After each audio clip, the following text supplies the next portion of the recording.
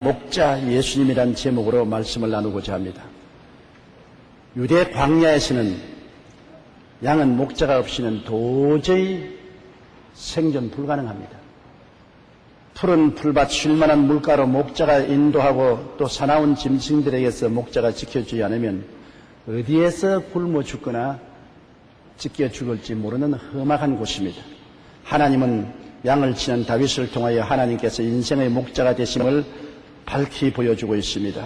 첫째로 성경에는 사망의 엄침한 골짜기를 다닐 때 우리는 목자가 필요하다는 것을 보여주고 있습니다. 내가 사망의 엄침한 골짜기로 다닐지라도 해를 두려워하지 않을 것은 주께서 나와 함께 계십니다.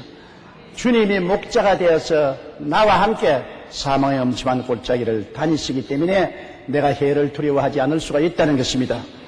삶의 사망의 엄침한 골짜기 체험은 언제나 있어요. 여러분, 삶을 사는 과정에 크고 작은 절망의 골짜기에 빠지는 체험을 안 하는 사람이 없습니다. 우리는 가끔 영적인 사망의 엄침한 골짜기를 지날 때가 있습니다. 기도가 막히고 찬양이 나오지 않고 말씀이 읽기 싫고 하나님을 예배드리기 싫어집니다. 영혼이 답답하고 캄캄합니다. 하나님은 구말리 장천 멀리 계신 것 같고 마귀는 아기같이 그의 속삭입니다. 너는 버림받았다. 너는 이제 하나님 가까이 나갈 수가 없다. 너는 은혜를 받을지 못한다. 그러한 절박한 영적인 밤을 만날 때가 있습니다. 영적인 사망의 엄침한 골짜기인 것입니다. 혹은 정신적으로 사망의 골짜기를 지날 때가 있습니다. 염려, 근심, 불안, 초조, 절망이 아우성치고 다가오는 것입니다. 마음의 우울증이 짓눌려 온 세상이 캄캄하고 살 희망이 없어지는 것입니다. 며칠 전에도 어떤 주부가 아파트에서 뛰어내려 자살했습니다. 자기 생명을 내어 던져 자살할 정도가 될 때는 얼마나 마음이 좌절과 절망과 우울증에 빠지지 않겠습니까? 진실로 마음이 사망의 엄침한 골짜기를 지날 때가 있는 것입니다. 또 그뿐 아니라 육체적으로 사망의 엄침한 골짜기를 지날 때가 있습니다.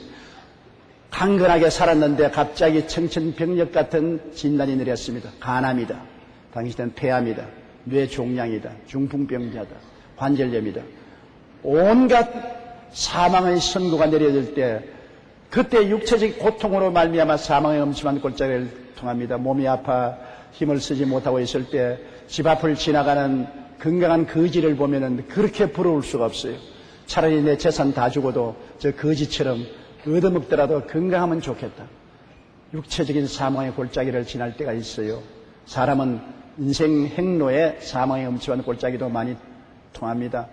부부간의 갈등으로 말미암아 가정이 엉망진창이 되고 파괴 일보 직진에 있을 때 가정이 사망의 엄침한 골짜기를 지나고 혹은 자식들이 부모를 거역하고 반역하고 죄를 지어서 부모가 사망의 엄침한 골짜기를 지날 때도 있지요. 직장을 잃어버리고 낙심하고 좌절하고 절망할 때 사망의 골짜기인 것입니다. 사업이 무너지고 자금이 고갈되고 비투성이가 되고 있는 것 다 빚잔치하고 갈 길과 올 길이 없는 그러한 사망의 엄침한 골짜기도 있는 것입니다. 인생을 살아가자면 사망의 엄침한 골짜기를 우리는 지나가게 되는 것입니다. 시편 18편 4절에 사망의 줄이 나를 얽고 불의의 창수가 나를 두렵게 하였으며 라고 했으며 에레미야 예가 1장 20절에 내가 환난을 당하여 나의 애를 다 태우고 나의 마음이 상한다고 말한 것입니다. 이럴 때 우리가 마음에 두려워하는 마음이 안 생길 수 없습니다. 인간은 태어날 때부터 두려운 마음을 가지고 태어나요. 인간 두려움에 대한 연구를 한 유 미실린 박사는 어린아이가 태어날 때 세 가지 두려움을 가지고 태어난다고 합니다. 높은 데서 떨어지는 두려움, 큰 소리가 날 때 느끼는 두려움, 어머니 품에서 떨어져 나가는 두려움, 이 세 가지 두려움을 가지고 있다고 하는데 이 세 가지 두려움은 우리 평생을 같이 합니다. 높은 데서 떨어지는 두려움은 직장을 잃어버린다든지 명예를 실추한다든지 좋은 삶에서 가난하게 된다든지 사회적인 지위 상실하는 그 두려움으로 연속되는 것입니다. 큰 소리에 대한 두려움은 비난과 공격과 손가락질을 당하고 사람들에게 멸시와 무시를 당하는 소리를 듣는 두려움으로 연속되고 어머니에게서 떨어지는 두려움이라는 것은 세상에 버림당하고 소외되고 사람들에게 멸시당하고 천시당하고 늙어지고 외로워지고 나중에 혼자 죽어야 하는 그런 두려움으로 번지는 것입니다. 사람들은 이 두려움을 가지고 있습니다. 이 두려움을 통해서 해를 받을까 전전긍긍하고 있는 것입니다. 해를 당해 고통과 낭패와 파탄을 당할 것을 상상할 때 마음이 얼어 두려움이 다가오는 것입니다. 두려움은 상상의 둥지를 트는 악마의 둥지인 것입니다. 우리가 한 가지를 두려워하면 이것을 자꾸 생각하면 눈사람처럼 커져서 그 속에 마귀가 들어앉아서 온갖 고문을 다 하는 것입니다. 잠언서 1장 27절에 너희의 두려움이 광풍같이 임하겠고 너희의 재앙이 폭풍같이 이르겠고 너희에게 근심과 슬픔이 임할 것이라고 말한 것입니다. 불안과 두려움은 엄청난 파괴력을 가지고 있습니다. 우리가 그냥 마음에 두려워하고 지나가는 것이 아닙니다. 전주곡입니다. 큰 파괴가 다가올 전주곡으로 우리 마음속에 불안과 공포가 다가오는 것입니다. 욥을 보십시오. 욥은 평소에 하나님을 잘 섬기고 훌륭하게 성공한 사람이었습니다. 자녀가 10명이요 짐승 떼도 많고 동방에서 제일 가는 부자였습니다. 그런데 어느 순간에 마음속에 두려움이 들어왔습니다. 안절부절합니다. 이유가 없습니다. 마귀의 공포의 촉수에 잡힌 것입니다. 그런 생각이를 어느 때 적군들이 쳐들어와서 자기의 짐승떼를 다 빼앗아갈 것이라고 생각해서 불안했습니다. 또 어떤 때는 10 자식이 다 비명 횡사할 것이라 생각하고 두려워하고 또 다른 때는 몸이 불치의 병에 들고 부인이 자기를 버리고 외롭게 혼자 살게 될 것을 두려워했습니다. 그는 전전긍긍했습니다. 그런데 아니나 다를까 욥은 이 두려움이 다가온 것입니다. 두려움이란 다가올 불행의 전주곡인 것입니다. 종이 뛰어와서 양떼와 소떼와 약떼들을 다 잃어버렸다고 보고했습니다. 또한 종이 뛰어와서 자녀들이 형의 집에서 잔치하는데 집이 무너져서 다 죽었다는 것입니다. 그러고 난 다음에 온몸에 동양성 문둥병이 걸려가지고서 기왓장으로 끌고 잿더미에 올라앉아있는 비극이라고 하고 부인은 하나님을 저주하고 죽으라고 욕을 하고 떠나갔습니다. 정말 처절한 절망이 다가온 것입니다. 욥기 3장 25절로 26절에 내가 두려워하는 그것이 내게 임하고 내가 무서워하는 그것이 내 몸에 미쳤구나. 나에게는 평온도 없고 안일도 없고 휴식도 없고 다만 불안만이 있구나. 그렇게 말한 것입니다. 두려움이 전주곡인 것입니다. 두려워한다는 것은 그 자체로 아무 해가 없는 것이 아닙니다. 그 뒤에는 도적질하고 죽이고 멸망시키는 마귀의 손이 따라오고 있는 것입니다. 요한일서 4장 18절에 두려움에는 형벌이 있습니다. 두려움에는 두려워하는 것과 동등하게 벌이 따라오는 것입니다. 그러므로 두려워할 때 우리가 두려움을 바라보고 있으면 점점 더 두려워지고 얼어붙는 것입니다. 두려움을 이길 수 있는 길은 두려움을 이기신 주님을 바라보는 것입니다. 두려워할 때 함께 계신 주님을 바라보십시오. 주님만이 피난처요 요새요 의뢰하는 하나님이 되시는 것입니다. 여러분 두려움이 다가올 때 하나님이여 두려움을 없애주시옵소서 두려움을 없애주시옵소서 하면 더 불안과 공포가 누적되어 가는 것입니다. 두려움이 올 때 여러분 두려움을 물리칠 수 있는 길은 예수님을 찬미하는 것입니다. 주님을 찬미합니다. 주님을 감사합니다. 주님께 영광을 돌립니다. 찬미를 하면은 주님이 같이 오시는 것입니다. 이스라엘의 찬양 중에 계시는 야훼라고 말한 것입니다. 오늘날 우리 예수 믿는 사람들의 최고의 기도가 찬미라는 것을 모르고 있는 것입니다. 여러분 두려움이 다가올 때 1000번이고 10,000번이고 100,000번이고 100,000번이고 주님을 찬미합니다. 주님을 찬미합니다. 주님을 찬미합니다. 주님께 영광을 돌립니다. 주 예수님께 감사를 드립니다 하면 두려움은 햇빛 밑에 타들어가는 안개와 같이 사라져버리고 마는 것입니다. 하늘 보좌에 가면 천사들이 보좌를 둘러 진치고 늘 하는 말이 거룩하다 거룩하다 거룩하다 만군의 야훼여 거룩하다 거룩하다 거룩하다 만군의 야훼여 이 말을 계속하는 것입니다. 우리도 여러분 하루 종일 특별한 기도를 하지 않을 때는 주를 찬미합니다. 주를 찬미합니다. 주를 찬미합니다. 주를 찬미합니다. 주님께 영광 돌립니다. 예수님께 찬양합니다. 예수님께 찬양합니다. 최고의 기도입니다. 이것이 두려움을 내어 쫓아버리고 마는 것입니다. 시편 91편 2절로 3절에 그는 나의 피난처요 나의 요새요 내가 의뢰하는 하나님이라 하리니 이는 그가 너를 새 사냥꾼의 올무에서와 심한 전염병에서 건지실 것이라고 말한 것입니다. 그러므로 주님만이 피난처요 요새요 의리하는 하나님이 되시기 때문에 두려워할 때 주님을 쳐다보고 주님을 찬미해야 되는 것입니다. 우리는 둘 중에 하나를 선택해야 돼요. 두려움도 오고 주님도 옵니다. 두려움을 바라보고서 고함을 치면은 점점 더 두려움에 잡히고 마는 것입니다. 그러나 두려움을 제껴놓고 우리와 함께 계신 예수님을 바라보고 예수님을 찬양하고 예배드리기 시작하면 두려움은 극복되어 버리고 말고 예수님만 우뚝 서게 되는 것입니다. 그리고 항상 예수님을 찬미하면서 주님은 목자로서 지팡이와 막대기를 가지고 있는 것을 기억하십시오.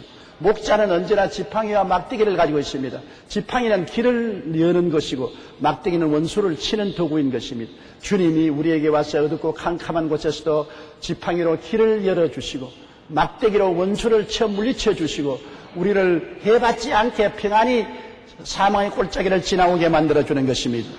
이사야 41장 10절에 두려워하지 말라. 내가 너와 함께함이라. 놀라지 말라. 나는 내 하나님이 됨이라. 내가 너를 굳세게 하리라. 참으로 너를 도와주리라. 참으로 나의 의로운 오른손으로 너를 붙들리라고 말씀한 것입니다. 그러므로 함께 계신 주님을 바라보고 주님의 지팡이와 막대기를 생각해야 되는 것입니다. 미국의 한 남자가 출근해 보니 책상 위에 해고 통지서가 놓여 있었습니다.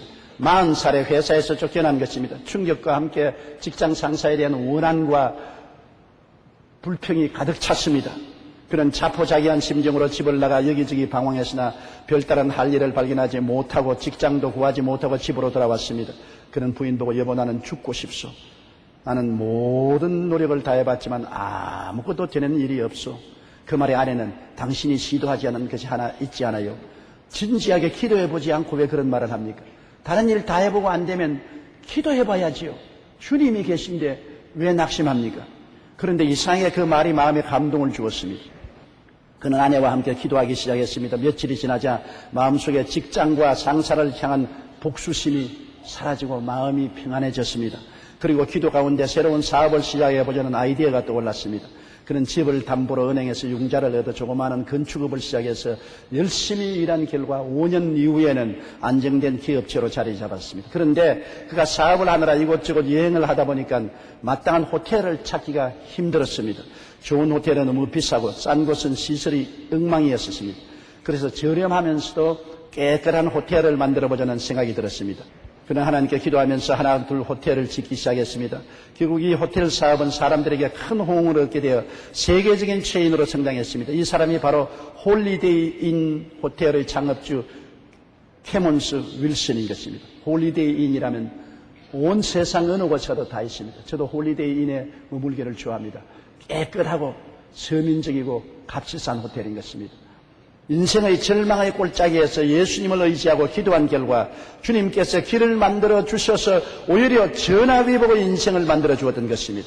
사망의 엄침한 골짜기를 지날 때 우리는 목자 대신 예수님을 의지하면 사망은 한 길로 왔다가 7길로 도망을 치고 마는 것입니다. 프랑스의 종교개혁자 존 칼빈은 시편 23편 4절에 내가 사망의 엄침한 골짜기로 다닐지라도 해를 두려워하지 않을 것은 주께서 나와 함께 하심이란 구절을 이렇게 해석을 했습니다. 다윗이 두려워하지 않는다는 것은 아무런 두려움이 없다는 것이 아니라 아주 많은 종류의 두려움이 엄습할 때가 많이 있지만 그 두려움에 지지 않고 어디든지 목자가 인도하는 곳으로 따라간다는 것이다. 그는 때때로 자기에게 다가올 모든 위험을 알고 있음에도 불구하고 목자의 지팡이 끝에 시야를 고정시키고 따라간다. 여기서 다윗은 위험과 시험으로부터 유일한 승리의 길을 오직 자신을 던져서 목자를 따르는 길밖에 없다는 것을 선언한다. 그보다 더 좋은 길은 없다. 아니 그 외의 길은 없다. 그 외의 길은 위험의 길이요 사망의 길인 것이다. 맞아요. 진정한 위험과 사망은 예수님을 떠나갈 때 찾아오는 것입니다. 우리가 목자 대신 예수님을 바라보고 그 지팡이를 따라가고 그 막대기를 의지하면 두려움을 이기고 마음속에 평안을 갖고 살아갈 수가 있는 것입니다. 두려움은 우리를 도적질하고 죽이고 멸망시키는 마귀의 손길이라는 것을 잊어서는 안 되는 것입니다. 두려움이 다가오더란 당장 여러분 고함쳐서 십자가에 못 박혀 죽었다가 부활하신 예수님을 찬양하십시오. 두려움 보고 고함을 치면 안 됩니다. 주님을 찬양하십시오. 주님을 쳐다보고 목자 되신 주님을 감사하고 찬양하고 저 지팡이와 막대기를 바라보고 감사하고 찬양하십시오. 수천 번, 수만 번 주님을 찬양하면 두려움의 어두움은 사라지고 광명한 예수 그리스도의 은혜가 충만하게 되는 것입니다. 둘째로 우리 목자는 원수의 목전에서 상을 베푸시고 기름으로 머리에 발라 잔이 넘치게 한다는 것입니다. 역대하 20장에 보면 여호사밧 왕이 모압, 암몬, 마흔 사람들의 연합군 침공을 받았습니다. 갑자기 대군대가 침략해서 얼마 있지 않으면 예루살렘이 함락하게 되니 큰 불안과 공포에 떠는 여호사밧 왕이 전 문무백관을 다 거느리고 백성과 함께 성전에 가서 부르짖었습니다. 역대하 20장 3절로 4절에 여호사밧이 두려워하여 야훼께로 낯을 향하여 간구하고 온 유다 백성에게 금식하라 공포하며 유다 사람이 야훼께 도우심을 구하여 유다 모든 성읍에서 모여와서 야훼께 간구하더라. 고통과 괴로움이 다가올 때 하나님께 부르짖는 것이 제일 좋습니다. 성경에는 너희는 내게 부르짖어라. 내가 내게 응답하겠고 내가 알지 못하는 크고 비밀한 일을 보여주리라고 말씀한 것입니다. 하나님은 우리를 구할 수 있는 모든 능력과 영광과 권세가 다 있습니다. 부르짖는 자에게 효과가 발생하는 것입니다. 그래서 여호사밧이 부르짖으니 하나님이 응답을 주시고 진수성찬을 주셨습니다. 역대하 20장 14절로 17절에 야훼의 영이 회중 가운데서 레위 사람 야시엘에게 임하였으니 야시엘이 이르되 온 유다와 예루살렘 주민과 여호사밧 왕이 들을지어다. 야훼께서 이같이 너희에게 말씀하시기를 너희는 이 큰 무리로 말미암아 두려워하거나 놀라지 말라. 이 전쟁은 너희에게 속한 것이 아니요 하나님께 속한 것이니라. 내일 너희는 그들에게로 내려가라. 그들이 시스고개로 올라올 때 너희가 골짜기 여기 여루엘들 앞에서 그들을 만나려니와 이 전쟁에는 너희가 싸울 것이 없나니 대열을 이루어서서 너희와 함께한 야훼가 구원하는 것을 보라. 유다와 예루살렘아 너희는 두려워하지 말며 놀라지 말고 내일 그들을 맞서 나가라. 야훼가 너희와 함께하려 하셨느니라. 하나님이 함께 계시고 하나님께 기도하면 하나님이 우리의 짐을 맡아주시는 것입니다. 여호사밧이 두려워하여 부르짖어 기도하니까 하나님께서 그 두려움을 맡아서 전쟁은 내가 한다. 너희는 와서 구경만 하라. 그래서 여호사밧이 군대를 거느리고 나가서 연합군들이 쳐들어오는 언덕 위에 서서 거룩한 성가대에게 거룩한 옷을 입혀서 야훼를 찬송했습니다. 적군 앞에서 하나님을 찬양을 드린 것입니다. 그러자 적군들에게 혼선이 일어나서 서로 죽이고 서로 배구하여 전멸을 당하고 이스라엘 백성들은 그들이 가져온 모든 보화를 다 취하는 진수성찬을 얻게 된 것입니다. 원수의 목전에서 하나님이 진수성찬 차려주시고 그들에게 승리의 기쁨의 기름을 발라주어서 잔이 넘치게 되어서 찬양을 부르며 예루살렘으로 돌아올 수가 있는 것입니다. 오늘날 우리도 한 가지인 것입니다. 여러분, 우리가 원수의 목전에서 하나님께 부르짖어 기도하면 하나님이 우리의 모든 수고하고 무거운 짐을 책임져 주시는 것입니다. 하나님 말씀합니다. 이 짐은 내가 짊어질 필요가 없다. 내가 짊어지마. 이 싸움은 내가 싸울 필요 없다. 내가 싸워주마. 우리가 북한 원자탄으로 말미암아 두려워하지만 우리 국민들이 주님께 부르짖어 기도하면 주님께서 말씀하십니다. 이 전쟁은 내게 있는 것이 내가 하리라. 원자탄을 두려워하지 말라. 내가 없애버리리라. 내가 너희를 지키고 보호하리라고 말씀하실 것입니다. 문제는 적군을 바라보지 말고 하나님을 바라봐야 되는 것입니다. 우주와 만물을 지으신 하나님, 문을 열면 닫을 자가 없고 닫으면 열 자가 없는 그 하나님을 바라보고 의지할 때 하나님이 원수의 목전에서 오히려 진수성찬 차려주시고 기쁨의 기름을 부어주시고 잔이 넘치게 해주시는 것입니다. 원수가 오지 않으면 진수성찬도 없습니다. 원수가 오면 진수성찬도 오고 기쁨도 오고 즐거움도 오는 것입니다. 그러므로 여러분은 언제나 우리에게 어려움이 다가오고 원수가 다가오면 뒤에 하나님의 진수성찬이 온다는 것을 잊어서는 안 되는 것입니다. 하나님의 축복이 오시기 전에 마귀는 먼저 와서 우리에게 원망과 불평과 탄식을 하므로 축복을 못 받게 하려는 것입니다. 우리가 원망, 불평, 탄식하면 하늘 문을 닫아버리기 때문에 먼저 원망, 불평, 탄식을 하도록 마귀가 와서 우리에게 고통을 갖다 주는 것입니다. 그럴 때 우리는 하나님을 의지하고 원수가 오면 하나님께 감사하고 찬양을 하면은 하나님은 원수를 물리치시고 진수성찬을 차려주시는 것입니다. 시편 118편 5절에 내가 고통 중에 야훼께 부르짖었더니 야훼께서 응답하시고 나를 넓은 곳에 세우셨도다라고 말했습니다. 예레미야 32장 41절에 내가 기쁨으로 그들에게 복을 주되 분명히 나의 마음과 정성을 다하여 그들을 이 땅에 심으리라고 말씀하신 것입니다. 셋째로 내 평생의 선하심과 인자하심이 정녕 나를 따르니 내가 야훼의 집에 영원히 거하리로다. 목자 되신 우리 하나님은 우리에게 평생의 선하심과 인자하심을 베풀어 주시는 것입니다. 인생을 보면 부모나 짐승이나 다 같이 자식에게 대해서는 선하고 인자함을 베풀어 주는 것입니다. 김삼환 목사님 캄보디아에 가셨을 때 체험을 방송하는 것을 제가 들어보았습니다. 동물원을 운영하는 장관이 자기 동물원에 가보자고 해서 프놈펜에서 쇠고기와 돼지고기를 한 차 싣고 동물원에 호랑이와 사자가 있는데 장관이 김 목사님 보고 호랑이에게 먹이를 던져주라 했습니다. 김 목사님이 무거웠지만 참고 2kg짜리 쇠고기 여러 개를 만들어 3m 이상 되는 철조망 위로 휙 던져주자 호랑이가 점프하더니만 쫙 낚아치고 놀랐는데 호랑이가 그 고기를 당장 받아 먹을 줄 알았는데 먹지 않고 어미 호랑이가 4, 5개월 된 새끼 4마리에게 그 먹이를 갖다 주면서 새끼들이 막 달라들어 뜯어먹는 것을 입맛을 다시며 구경만 하고 자기는 먹지 않습니다. 근데 어미 호랑이를 보니까 굶어가지고서 갈비뼈가 듬성듬성 났어요. 먹이는 전부 받아가 새끼들 먹인다고 그 먹고 싶은 본능을 누르고 새끼들 먹고 난 다음 남은 찌꺼기를 갖다 먹습니다. 그걸 보고 김삼환 목사님이 놀랬다는 것입니다. 민물 짐승도 자기 새끼를 사랑하는 마음이 있어 새끼가 다 먹도록 기다렸다가 남은 찌꺼기만 먹어서 저렇게 여겼구나.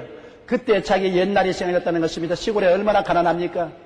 그런데 자식들은 많지요. 먹을 것은 없는데 밥상에 애들이 달라들어 다 음식을 먹었는데 어머니는 먹어라. 나는 많이 먹어서 배부르다. 그게 참말인 줄 알았다는 것입니다.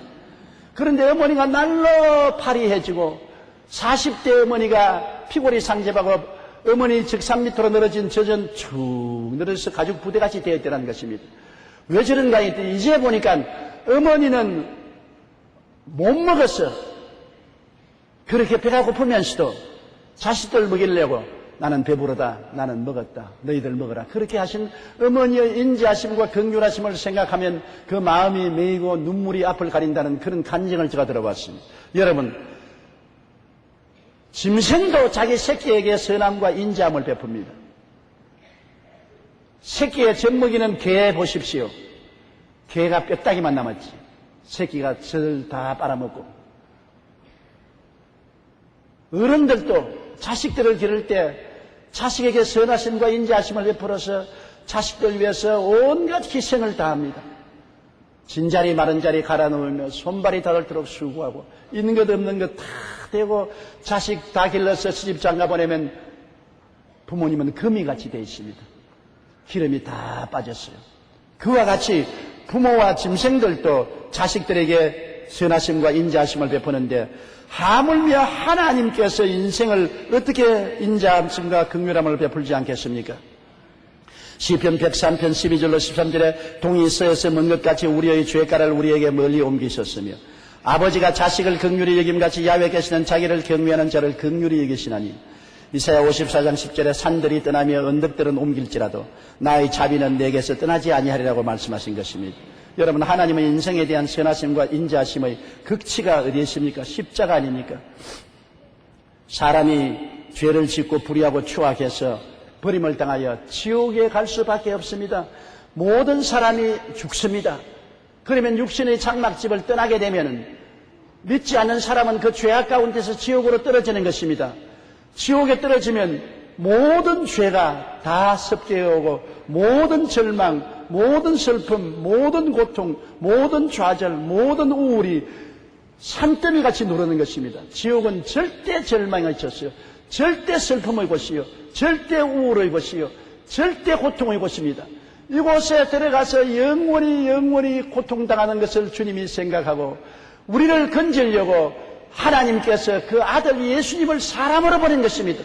사람의 죄는 사람이 갚아야 되기 때문에 모든 사람이 다 죄를 지었으므로 하나님의 영광에 이르지 못하므로 사람의 죄를 사람이 갚게 하기 위해서 하나님의 아들을 사람으로 태어나게 하시고 사람의 죄를 짊어지시고 십자가에 못 박여 몸짓고 피 흘린 것을 기억하십시오.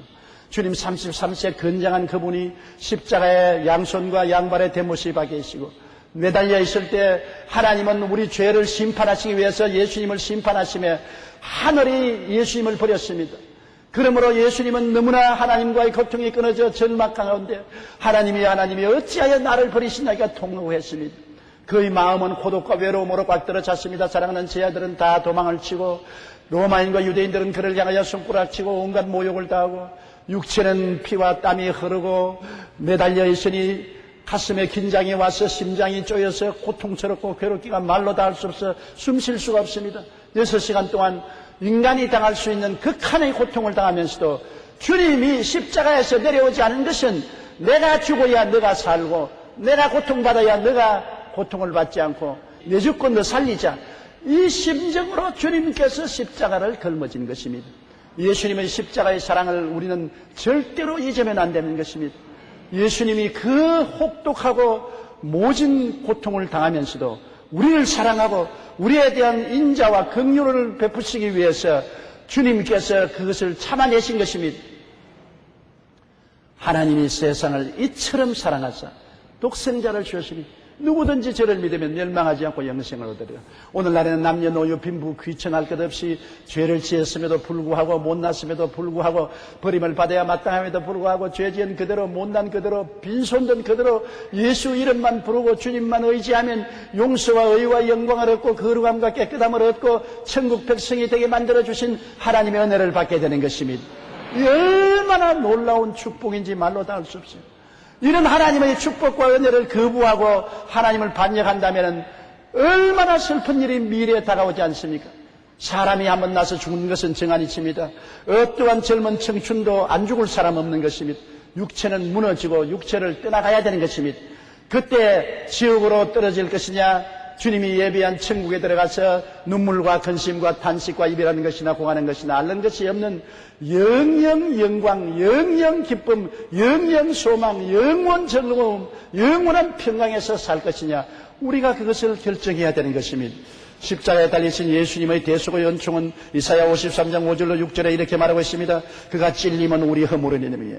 그가 상함은 우리 죄악 때문이라. 그가 징계를 받음으로 우리는 평화를 누리고 그가 채찍에 맞음으로 우리는 나음을 받았도다. 우리는 다 양 같아서 그릇 행하여 각기 제 길로 갔거늘 야훼께서는 우리 모두의 죄악을 그에게 담당시켰도다.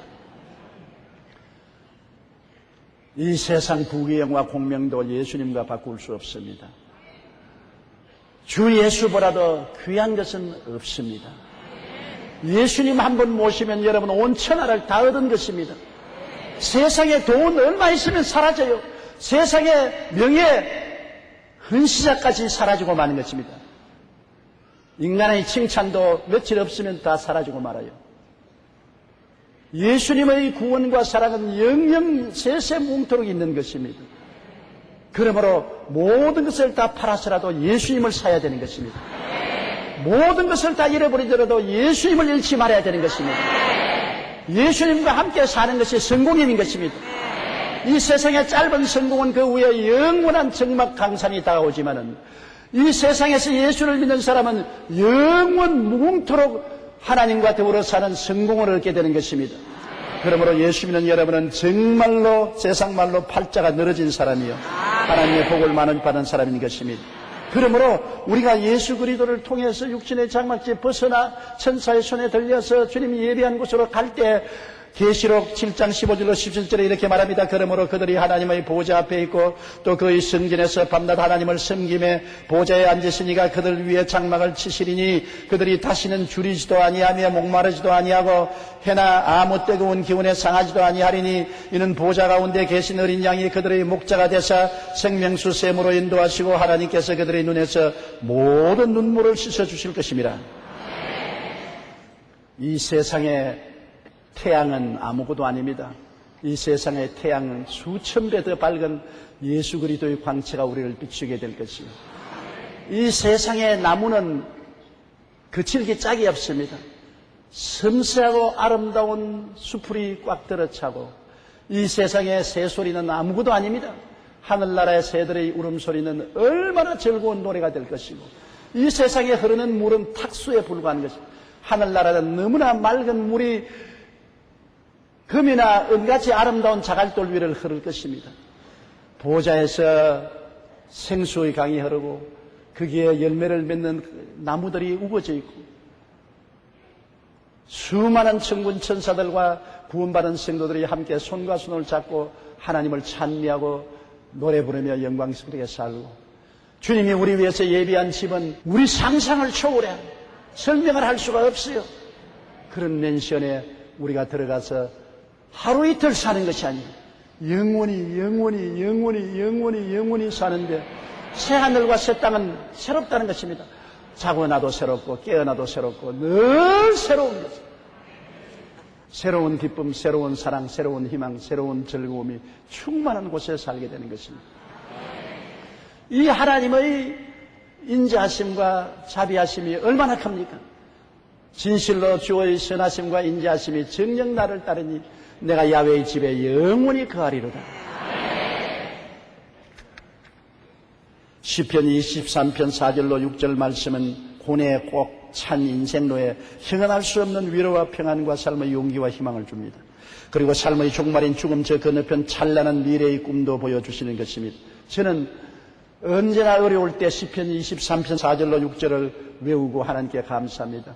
여기에 나의 목자 되신 예수님이 나를 사망의 엄침한 골짜기에서도 함께 하셔서 지팡이와 막대기로 인도해 내주시는 것을 보고 감사하고 원수가 오면 원수의 목전에서 진수성찬 차려주시고 원수를 이겨주시고 기쁨의 기름을 부어주시고 잔이 넘치게 해주시고 끝없는 용서와 사랑과 불쌍히 여김을 주셔서 다시 일으켜 세워주시고 그래서 나중에 천국의 영광에 들어가 계시는 우리의 목자를 생각할 때 마음에 얼마나 큰 용기와 희망과 위로가 되는지 모릅니다. 목자 없이 사는 사람은 불쌍합니다. 목자 없이 자기 혼자 광야에서 방황하다가 굶어 죽고 상처 입어 죽고 짐승에 찢겨 죽습니다. 우리는 목자가 있기 때문에 아무리 험한 길을 걸어가도 목자와 같이 가면 우리는 승리할 수 있는 것입니다. 영광의 하나님 나라에 들어갈 수 있습니다. 다 같이 보겠습니다.